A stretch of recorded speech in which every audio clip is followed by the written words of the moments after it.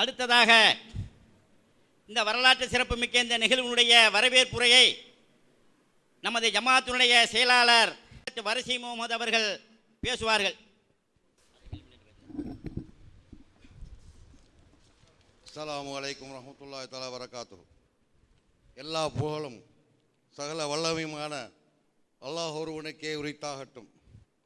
ஆண்டோர்களே, சான்றோர்களே, எங்கள் அழகங்குளத்தார்களே, வல்ல ரஹ்மானின் நல்லாசியுடனும் நமது ஊரில் நடக்கவிருக்கின்ற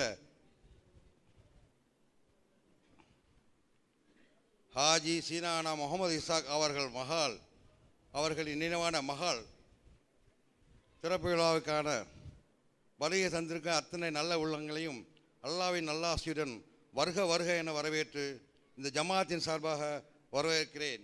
இப்படிக்கு வாய்ப்புக்கு நன்றி கூறி விடைபெறுகிறேன். அஸ்ஸலாமு அலைக்கும் வரஹ்மத்துல்லாஹி தஆலா வரகாத்துஹு.